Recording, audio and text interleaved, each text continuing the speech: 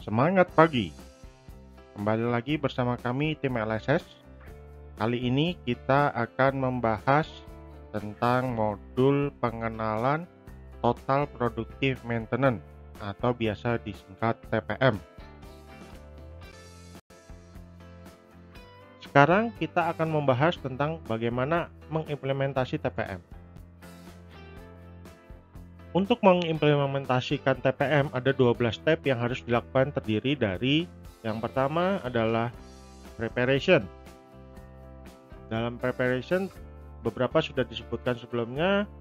Step 1 adalah secara resmi mengumumkan keputusan untuk memperkenalkan TPM.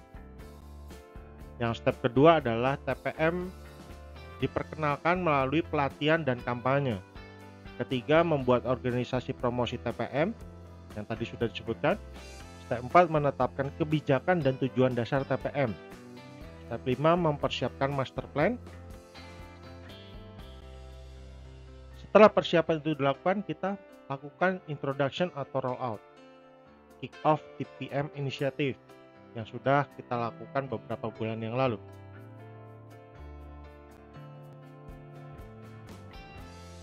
Selanjutnya adalah tahap implementasi.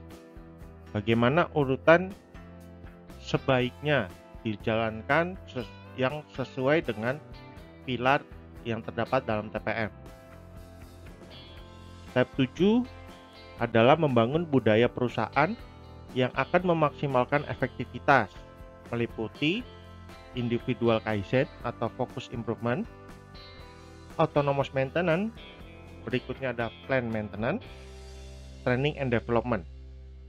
Ketika budaya tersebut sudah mulai terbangun, maka akan kita masuk ke step 8, yaitu initial control and maintenance prevention, quality maintenance, TPM in administration atau yang kita sebut sebagai autonomous maintenance office. Yang ke-11 ada safety, health, and environmental program. Selanjutnya adalah tahap stabilisasi, yaitu step ke-12, full TPM implementation and rest level. Maksudnya dalam artian ketika TPM sudah terimplementasi secara baik sehingga kita dapat meningkatkan level produksi kita ataupun fokus improvement kita akan jauh lebih meningkat. Berikut adalah summary dari tahapan implementasi TPM.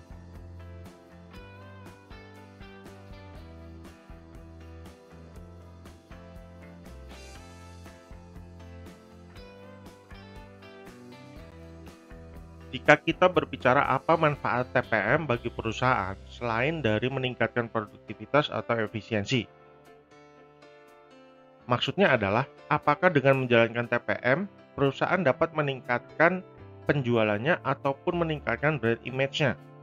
Japan Institute of Plant Maintenance atau sering disingkat sebagai JIPM dapat memberikan penghargaan bagi perusahaan-perusahaan yang mendaftarkan dirinya sebagai perusahaan yang menjalankan TPM, dan tentu saja penghargaan ini sudah diakui secara internasional sehingga dapat meningkatkan prestis dari perusahaan itu sendiri. Slide berikut adalah manufacturing roadmap yang diberikan oleh JIPM untuk menentukan di level mana perusahaan sudah menjalankan TPM-nya. Kita bisa lihat dari tahapan pertama, yaitu adalah tahap basic. Tahap ini merupakan basic dari implementasi TPM. Jadi sejauh mana fondasi TPM sudah tertanam di perusahaan tersebut, yang normalnya bisa dicapai 2-3 tahun. Ketika perusahaan sudah mencapai tahapan ini, akan diberikan reward oleh JIPM yang diberikan nama sebagai Excellent Award. Tahapan selanjutnya adalah tahapan sustainability. Apakah perusahaan itu sudah sustain atau sudah konsisten dalam menjalankan sistem TPM ini? Guideline dari JPM yang diberikan adalah mengacu terhadap losses yang terjadi di perusahaan itu. Apakah sudah continuous berkurang atau tidak? Tahapan ini biasanya dilalui 2 tahun berikutnya dan akan diberikan award yang dinamakan sebagai Consistency Award. Tahapan selanjutnya yang biasanya juga ditempuh dalam 2 tahun berikutnya didasarkan pada improvement. Apakah improvement sudah terjadi di perusahaan itu dengan menggunakan sistem TPM? Apa saja guideline yang diberikan adalah dengan cara internal benchmarking, external benchmarking, dan dengan guideline dari JPM dalam hal synchronous manufacturing. Pada tahapan ini akan diberikan award yang dinamakan adalah Special Award atau Good Manufacturing. Untuk tahapan selanjutnya yang akan diberikan oleh JPM ini adalah sebagai tahapan breakthrough. Di sini diharapkan perusahaan dapat membuat suatu inovasi untuk industrinya masing-masing. Apa yang dinilai itu adalah external benchmarking dengan internal benchmarking, dan guideline-nya adalah innovation and supply chain.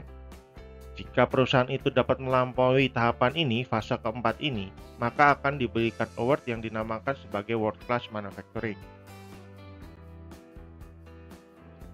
Jika TPM digambarkan adalah sebagai sebuah rumah, maka kita memerlukan komponen-komponen rumah yang baik. Di sini kita bisa lihat fondasi dari TPM adalah 5R dan mempunyai 8 pilar, dan atapnya bertuliskan package CDSM. Apa itu penjelasannya akan kita terangkan di slide berikut. Kita mulai dari pilar yang dibutuhkan dalam sistem TPM ini. Dalam TPM kita mengenal ada 8 pilar, yaitu autonomous maintenance, focus improvement, plan maintenance, training, quality maintenance, TPM administration atau sering kita sebut sebagai AM office, safety, health and environmental, initial control, and maintenance prevention. Di sini kita akan menjelaskan singkat mengenai masing-masing pilar. Untuk pendalamannya akan dibahas pada modul khusus per pilar yang akan kita berikan berikutnya. Apa itu autonomous maintenance? Autonomous maintenance adalah kegiatan oleh operator untuk membuat dan memelihara kondisi dasar untuk operasi yang optimal. Jadi AM adalah cara untuk mengamankan peningkatan efisiensi yang bertujuan dengan melakukan TPM, maka akan ada continuous improvement terjadi. Jadi kita bisa lihat grafik di samping, kondisi sebelum TPM efisiensinya berbanding dengan waktunya akan sangat tidak teratur. Sedangkan dengan TPM, dilihat dari grafik, efisiensinya akan jauh lebih tinggi karena diharapkan continuous improvement dilakukan secara terus-menerus. Autonomous maintenance terdiri dari 7 step, yaitu step 1 initial cleaning and inspection, yang artinya kita diwajibkan membersihkan mesin bersamaan juga untuk melakukan inspeksi. Untuk step 2 yaitu Kaizen atau focus improvement. Targetnya adalah menghilangkan sumber kontaminasi dan bagaimana caranya kita mengatasi tempat-tempat yang tidak dapat diakses untuk dilakukan cleaning ataupun inspeksi. Pada step 2 ini diwajibkan tetap melakukan step 1 yaitu cleaning dan inspeksi, sehingga dapat menganalisa dan upaya untuk menghilangkan sumber kontaminasi tersebut. Step 3 yaitu standar sementara pemeliharaan harian. Contohnya adalah pembersihan, pelumasan, dan inspeksi. Pada step 3 dari apa yang sudah dikerjakan di step 1 dan step 2 dapat dibuatkan standar sementara yang meliputi standar sementara untuk kebersihan tadi ataupun pelumasan dan inspeksi. Step 4, pengembangan prosedur inspeksi umum melalui pelatihan keterampilan seperti daily inspeksi and manajemen visual. Step 5 adalah autonomous inspection. Step 6 mengatur kembali tempat kerja ataupun standarisasi. Step 7 adalah practice autonomous management. Step-step ini akan kami jelaskan di modul khusus.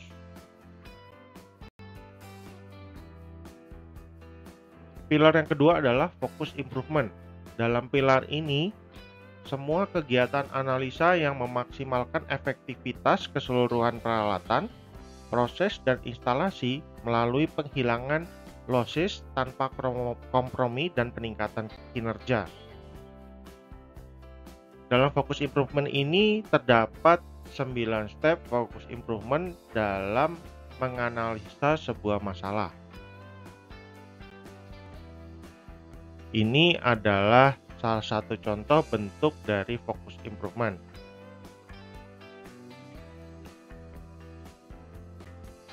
Untuk selanjutnya adalah pilar plan maintenance.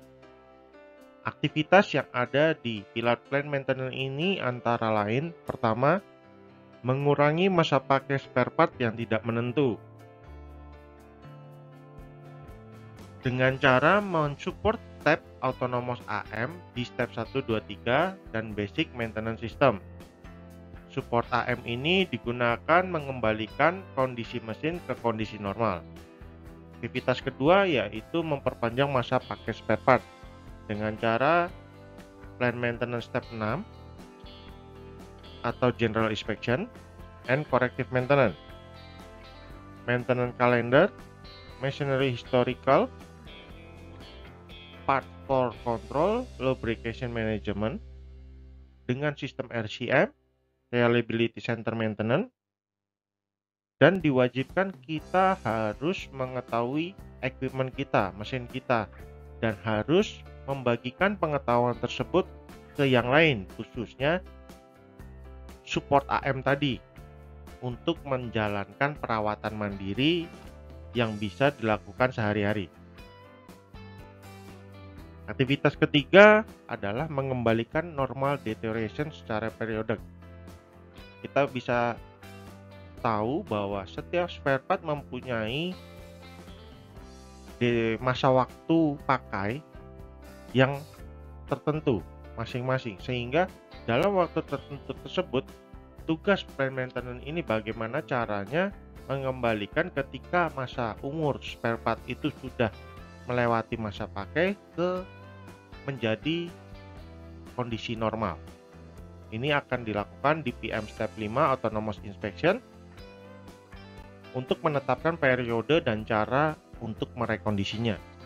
Aktivitas yang keempat adalah memprediksi breakdown dan masa pakai komponen dengan sistem time based maintenance. Ini akan kita lakukan di PM Step 6 General Inspection and Corrective Maintenance dengan maintenance calendar, machinery historical, part store control, lubrication management, RCM, reliability center maintenance, dan sharing mengenai knowledge tersebut. Ini adalah salah satu contoh penerapan 5R dalam plan maintenance, sehingga alat-alat yang digunakan untuk merepair pada saat terjadi breakdown atau failure lebih mudah dicari. Ini adalah mengapa aktivitas 5R itu menjadi pondasi dalam satu sistem TPM ini. Karena semua aktivitas yang dilakukan dalam TPM, baik itu pilar ataupun improvement, itu harus didasarkan dengan kegiatan konsep atau filosofi dari 5R. Ini adalah contoh yang lain. Berikutnya adalah pilar education and training. Dalam pilar ini, kegiatan yang akan dilakukan adalah pengembangan kompetensi dari personal, seperti pelatihan on the job dan pengembangan diri. Keterampilan harus diperiksa dengan cara praktis dan teoritikal. Pilar ini adalah kunci dalam proses pengembangan TPM yang baik, sehingga semua personil atau semua anggota kita mempunyai pengetahuan yang lebih baik lagi dari yang sekarang. Ini adalah pembagian pemetaan pengetahuan dari member-member kita. Dalam education and training ini harus memetakan bagaimana level pengetahuan dari setiap member kita atau operator kita, dan harus dapat merencanakan bagaimana meningkatkan pengetahuannya tersebut. Pilar quality maintenance. Pilar ini akan mengajak kita bagaimana menetapkan kondisi peralatan yang tidak akan menghasilkan cacat kualitas. Aktivitas ini didasarkan pada dua aspek, yaitu meningkatkan kualitas berkelanjutan melalui Kaizen. Yang kedua adalah mempertahankan kualitas menggunakan standar AM. Pilar TPM in Administration atau yang sering kita dengar sebagai AM Office. Dalam pilar ini akan mengidentifikasi dan menghilangkan kerugian untuk mempercepat respon administrasi dan produksi. Pilar ini menggunakan alat pilar AM, FI, dan Education and Training untuk mengembangkan dan mempertahankan improvement. Ini adalah contoh kondisi sebelum di mana AM Office itu dijalankan. Kita bisa lihat aspek dari 5R tidak dijalankan pada gambar ini. Dan ini adalah kondisi office yang sudah diterapkan 5R-nya. Pilar selanjutnya adalah safety, health, and environment.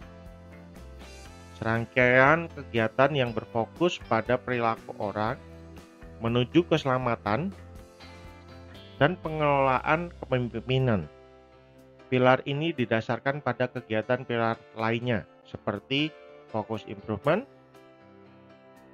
ICMP, Autonomous Maintenance, Plan Maintenance, dan Education and Training.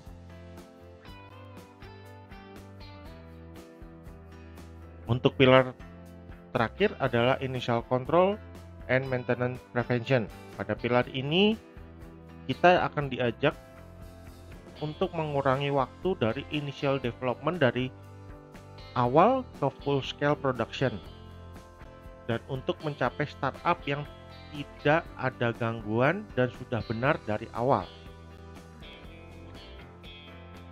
Bagaimana pilar-pilar itu bekerja dalam sebuah perusahaan atau dalam sistem TPM ini? Berikut adalah grafik yang menggambarkan hubungan dari pilar-pilar TPM.